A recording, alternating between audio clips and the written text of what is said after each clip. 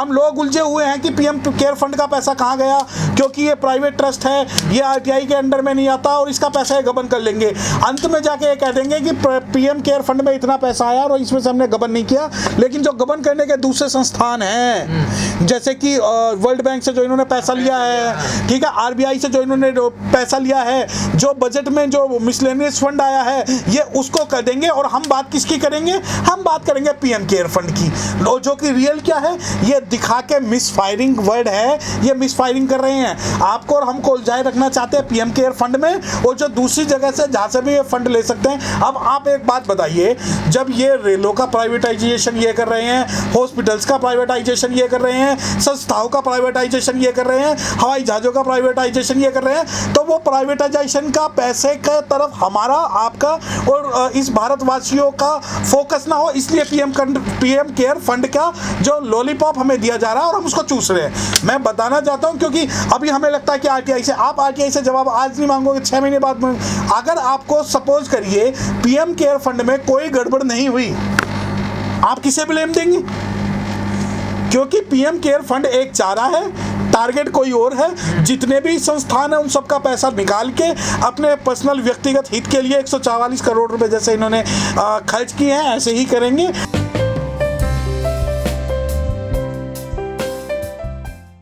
Sir, जिस समय देश में कोरोना का एक संकट छाया हुआ है, प्रवासी जो मजदूर हैं वो पैदल चल रहे हैं, कहीं भूख प्यास से मारे जा रहे हैं, लेकिन उसी दौरान बीजेपी बिहार में रैली करती है, 72,000 एलईडी लगाती है।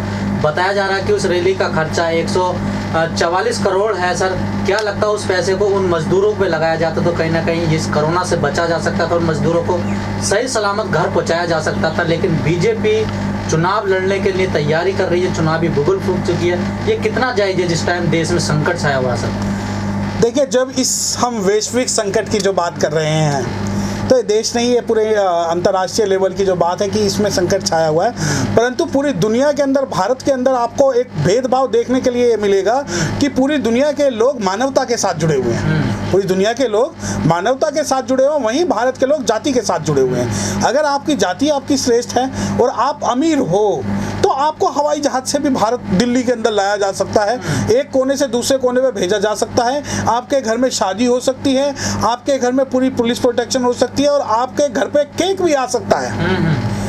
लेकिन अगर आपकी जाति से आप कमज़ोर हो या आर्थिक रूप से कमज़ोर हो, तो आपको पैदल सड़कों पे मरने के लिए छोड़ दिया जाएगा। और देखिए, ये कोई नई बात नहीं है कि ये जो मानवता को नष्ट करने का जो ये रौद्र रूप आप जो कोरोना में देख रहे हैं, मैं एक सामाजिक स्टडी करने के नाते मैं आपको एक बताना चाहता हूँ कि ये चीज़ें हमारे लिए बहुत नई नहीं हैं। आप ये देखिए कि 144 करोड़ रुपए, जब आप रैली की बात करते हो कि कोरोना के काल में 144 करोड़ रुपए लगाए गए, तो मैं आपको बताना चाहता हूँ, देश में आर्थिक मंदी के समय, देश में भूखमरी के समय में भी करोड़ों अरबों रुपए मंदिरों में दान दिए गए। और उन दान के दिए हुए पैसे का आज तक कोई हिसाब नहीं है। अब आप ये देखिए कि हम एक डाइवर्ट कर देते हैं कि बिहार में सिर्फ रैली के लिए 144 करोड़ रुपए हम खर्च कर रहे हैं 72,000 एलईडी लगा के। देखिए, अगर यहाँ पर इलेक्शन ना भी होता और सेंटर का कोई इलेक्शन होता तो भी यही प्रपंच रचा जाता। और प्रपंच रचने के लिए आपके लिए तो ये वाइट की मनी 144 करोड़ रुपए होगी, लेकिन इसमें पता नहीं कितना संसाधन इन्होंने इकट्ठा किया हुआ है। अब मैं यही बताना चाहता हूँ कि 144 करोड़ रुपए, अगर भारत के मंदिरों का सारा पैसा, जितना भी पैसा है, वो भारत के डेवलपमेंट में लगा दे, तो ये कोरोना की महामारी हो सकता था 15 दिन के अंदर समूल नष्ट हो जाती, जैसे कि न्यूजीलैंड से हुई है। लेकिन सर, जैसे हालात देश में भी बने हुए हैं, आपको नहीं लगता कि सरकार के हाथ से मामला बाहर निकल चुका हो? ना, सरकार तो चाहती है कि मामला बिगड़ा रहे। सरकार की तो मंशा है कि लोग मरे, सरकार की मंशा है कि पैनिक क्रिएट हो, सरकार की मंशा है कि एक्चुअल डाटा सामने ना आए, सरकार की मंशा है कि गरीब लोग सरकारी हॉस्पिटल में जाए, सरकार की मंशा है कि प्राइवेट हॉस्पिटल में सिर्फ अमीरों का इलाज हो, सरकार की मंशा है कि लोग पैदल चलें, सरकार की मंशा है कि वो कोई कानून ना बनाए। सरकार अपनी मंशा को थोप देती है सुप्रीम कोर्ट को और कहती है कि सुप्रीम कोर्ट ने कोई डिसीजन नहीं दिया। अगर एक दिन के अंदर कोई अध्यादेश लाया जा सकता है तो ये सरकार की मंशा पे सवाल खड़ा किया जाता है कि क्यों सरकार एक अध्यादेश नहीं लेकर आई कि गरीबों को एक जगह से दूसरे जगह ले जानी पड़े। दूसरी बात, क्या सरकार में बैठे हुए और हमारे जो एक्सपर्ट लोग हैं वो इतने अंधे थे जिन्हें ये नहीं पता था कि लॉकडाउन से पहले हजारों लाखों लोगों का विस्थापन का हमें क्या करना होगा, किस प्रकार उन्हें उनके घर पहुंचाना होगा। एक मजदूर जिसके हाथ से आपने रोटी छीन ली, एक मजदूर कोरोना के नाम पे जिसको आप विस्थापित कर रहे हो। दिल्ली का राजा कहता है कि दिल्ली में सबको फ्री बिजली दूंगा, सबको फ्री पानी दूंगा, सबको फ्री भोजन दूंगा, सब चीज दूंगा। तो क्या कारण था कि मजदूर वर्ग को असंतोष हुआ जो दिल्ली छोड़ के वो पैदल ही घर के लिए निकल पड़ा? क्या दिल्ली के राजा ने कोई ऑर्डिनेंस ऐसा बनाया कि हम इनके लिए रोजगार का हम काम करेंगे, इनके लिए शिक्षा और स्वास्थ्य का काम करेंगे? मैं गजेंद्र जी, मैं बताना चाहता हूं कि अगर अस्पतालों में आप धक्के खाओगे तो आपको वहां पर कोई भी एडमिट नहीं करेगा जब तक कि आपकी अप्रोच नहीं है। तो सरकार की जो मंशा है से ये नूरा कुश्ती जो सेंटर और स्टेट गवर्नमेंट जो कर रही है वो इसलिए कर रही है तो किसी भी प्रकार से पैनिक क्रिएट किया जाए। मैं एक बात पूछना चाहता हूं, पूरी दुनिया इस बात को बोल रही है कि लोगों की इम्यूनिटी सिस्टम मजबूत होनी चाहिए। अगर लोगों की इम्यूनिटी सिस्टम मजबूत होगा तो वो कोरोना से अपने आप लड़ लेंगे। लेकिन दिल्ली के अंदर आप ये हाल देखिए कि पोस्टरबाजी के अंदर 100 करोड़ रुपए खर्च करके दिखाया जाता है कि हम लोगों को खाना खिला रहे हैं, लेकिन खाने में और पौष्टिक खाने में, इम्यून सिस्टम बढ़ाने के खाने में कितना अंतर है। कितनी महिलाएं हैं जिनको आपने सैनिटरी पैड दिए, कितने गर्भवती औरतें हैं जिनको आपने पौष्टिक फूड दिए। आपने सैनिटाइजेशन के नाम पे आप पानी भर भर के सड़कों पर डाल रहे हो। आप सिर्फ जाति देख के उनका इलाज करवा रहे हो। क्यों नहीं आप मैंडेटरी लॉ लाते, राइट टू हेल्थ स्कीम क्यों नहीं लाते कि हर व्यक्ति जो भी कोरोना से पेशेंट होगा उसका हम इलाज कराएंगे? क्या जब चाइना जब एक हफ्ते के अंदर 10,000 बेड का अस्पताल बना सकता है तो क्यों भारत सरकार एक महीने के बावजूद भी 100 बेड का अस्पताल नहीं बनाया? क्योंकि इन्हें पता है कि किसी भी प्रकार से इनका फोकस जो है दूसरी तरफ कोरोना की तरफ कर देते हैं और हम सरकार बनाएंगे। लेकिन सर इस पूरे कोरोना काल में जो पीएम फंड इन्होंने केयर बनाया था सर, उसको लेकर लोग कह रहे हैं कि पहले से ही जब हमारे पास एक फंड बना हुआ था तो ये दूसरा फंड बनाने की क्या जरूरत थी? और ये आरटीआई के दायरे में नहीं है पीएम केयर फंड जो है सर। गजेंद्र जी, एक बहुत मैं आपको सूक्ष्म बात इस बारे में बताना चाहता हूँ कि जब हम पीएम केयर फंड की बात करते हैं तो हम दूसरे मुद्दे को भूल जाते हैं। मैं आपको बताना चाहता हूं कि पीएम केयर फंड के नाम से ये कोई घोटाला नहीं करेंगे। ये क्या काम करेंगे? पीएम केयर फंड बना दिया, हम लोग उलझे हुए हैं कि पीएम केयर फंड का पैसा कहाँ गया, क्योंकि ये प्राइवेट ट्रस्ट है, ये आरटीआई के अंडर में नहीं आता और इसका पैसा ये गबन कर लेंगे। अंत में जाके ये कह देंगे कि पीएम केयर फंड में इतना पैसा आया और इसमें से हमने गबन नहीं किया। लेकिन जो गबन करने के दूसरे संस्थान हैं, जैसे कि वर्ल्ड बैंक से जो इन्होंने पैसा लिया है, ठीक है, आरबीआई से जो इन्होंने पैसा लिया है, जो बजट में जो मिसलेनियस फंड आया है, ये उसको कर देंगे। और हम बात किसकी करेंगे? हम बात करेंगे पीएम केयर फंड की, जो कि रियल क्या है ये दिखा के मिसफायरिंग वर्ड है, ये मिसफायरिंग कर रहे हैं। आपको और हमको उलझाए रखना चाहते हैं पीएम केयर फंड में, और जो दूसरी जगह से जहां से भी ये फंड ले सकते हैं। अब आप एक बात बताइए, जब ये रेलों का प्राइवेटाइजेशन ये कर रहे हैं, हॉस्पिटल्स का प्राइवेटाइजेशन ये कर रहे हैं, संस्थाओं का प्राइवेटाइजेशन ये कर रहे हैं, हवाई जहाजों का प्राइवेटाइजेशन ये कर रहे हैं, तो वो प्राइवेटाइजेशन का पैसे के तरफ हमारा, आपका और इस भारतवासियों का फोकस ना हो, इसलिए पीएम केयर फंड का जो लॉलीपॉप हमें दिया जा रहा है और हम उसको चूस रहे हैं। मैं बताना चाहता हूं क्योंकि अभी हमें लगता है कि आरटीआई से जवाब आज नहीं मांगोगे, 6 महीने बाद।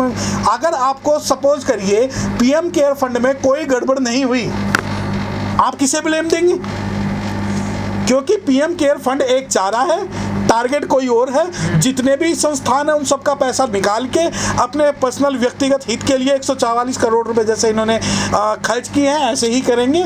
और दूसरी बात, पीएम केयर फंड की जो बात जहां तक है कि भाई लोगों का पैसा जाके अपने हिसाब से यूज कर रहे हैं, अरे इनके पास वैसे ही इतना अथाह ब्लैक का पैसा है कि ये इन्हें पीएम केयर फंड के पैसे की जरूरत नहीं है।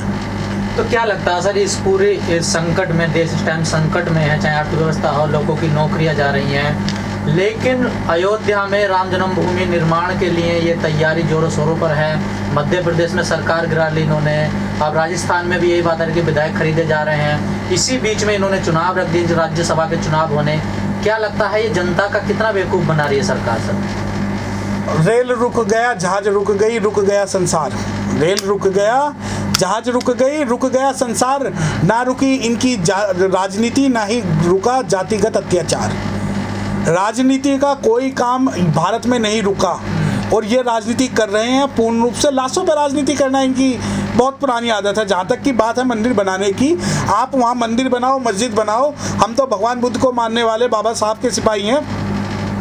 हम चाहते हैं कि भारत के अंदर संविधान लागू हो, हम चाहते हैं कि भारत के अंदर मानवता की बात हो, हम चाहते हैं कि जो पैसा पब्लिक का पैसा है वो पब्लिक में जाए। नहीं सर, सरकार का ध्यान उस तरफ है, लेकिन लोग इतने हॉस्पिटलों में इलाज नहीं हो रहा ठीक से, और जो डेड बॉडीज हैं उनको फूकने के लिए जगह नहीं है, शमशानों में जगह नहीं है, लोगों को टाइम से दवाई नहीं मिल रही है, हॉस्पिटलों में बेड नहीं है, लेकिन सरकार चुनाव लड़ने के लिए तो पूरी तैयारी कर रही है। मैं वही आपको बताना चाहता हूँ कि सरकार राजनीति फुल करेगी, क्योंकि सरकार को मानवता से और इंसानियत से कोई सरोकार नहीं है। सरकार एक विशेष वर्ग के लोगों की है, उस विशेष वर्ग के हितों को ध्यान में रखते हुए पूरे भारत की पॉलिसी बना रही है। मैंने ये क्या कहा कि हमें राइट टू हेल्थ चाहिए, राइट टू मेडिसिन चाहिए। अगर हमें राइट टू हेल्थ मिलेगा, क्यों भारत सरकार एक ऑर्डिनेंस नहीं लाती? जब सुप्रीम कोर्ट ये बात बोल सकता है कि reservation is not fundamental right, why not government of India should bring right to health of for each people who can take medicine, who can take proper medical care from the government in the private hospitals.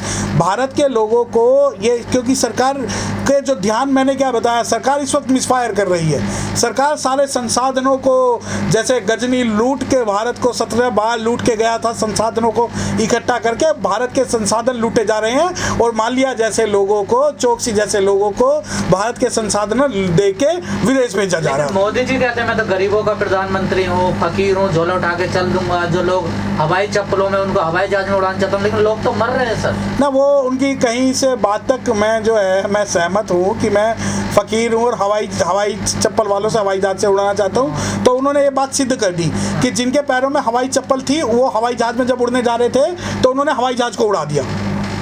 हवाई चप्पल वाले को हवाई जहाज में बैठने से रोक दिया और जहाज सारे बंद करा दिए, क्योंकि उन्हें पता है कि हवाई चप्पल वाला जिस दिन क्रांति करेगा, उस क्रांति को ख़त्म करने के लिए उसने ये जो नारा दिया, उस नारे पे उसने अमल किया। और भारत के अंदर जब एक जगह से दूसरे जगह पे हवाई चप्पल वालों को जाना था तो उन्होंने हवाई जहाज ही उड़ा दिए, सारे हवाई जहाज बंद करा दिए। और उन्हें एक जगह से, मैं जो झारखंड के हमारे माननीय मुख्यमंत्री जी हैं, उन्होंने हवाई जहाज से मजदूरों को अपने प्रदेश में लाए, लेकिन उसकी बात कोई मीडिया नहीं करेगा। और जहाँ तक फ़कीर की है कि भाई झोला लेके चल दूंगा, झोला बिल्कुल सही बात है, झोला इसलिए लेके चलना है क्योंकि भारत के धन संपदा, अकूत संपदा को लूट के उस झोले में रख के फ़कीर का पता नहीं लगता कि वो कहाँ चला गया। जैसे कि चौकसी, माल्या और बहुत सारे लोग चले गए। तो जो ये फ़कीर की फ़कीरी है, वो फ़कीर की फ़कीरी दिख रही है कि राजनीति के कारण सभी लोगों का पैसा 144 करोड़ रुपए जो राजनीति में लगा रहे हैं, वो किस प्रकार का फ़कीर है। लेकिन सर, क्या सरकार के पास कोई ऐसी योजना है इस विकट परिस्थिति से बाहर निकलने के लिए? ना, कोई ऐसा रास्ता है? ना, सरकार के पास ऐसा कोई रास्ता नहीं है। मैं एक बात बताता हूँ कि अगर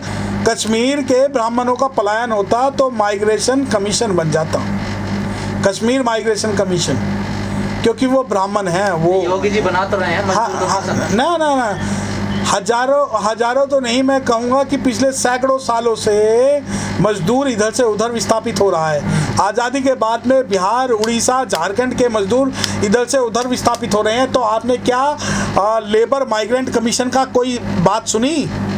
आपने नहीं सुनी होगी। अगर माइग्रेंट की आवाज़ उठाने की बात है, अगर एक विशेष जाति को आप जो विशेष प्रिविलेज दे रहे हो, उनके लिए तो आपने माइग्रेंट कमीशन बना दिया, लेकिन लेबर माइग्रेंट कमीशन ना तो आज तक बना और ना ही ये बनाएंगे, क्योंकि इनकी जो मंशा है वो यही है कि इस देश के जो मूल निवासी गरीब लोग हैं वो इसी प्रकार भटकते रहें, सड़कों पर मरते रहें, सड़कों पर बच्चा पैदा करते रहें, ये फ़ोटो डाल के सिंपैथी लूट के अपनी सरकार बनाते रहेंगे।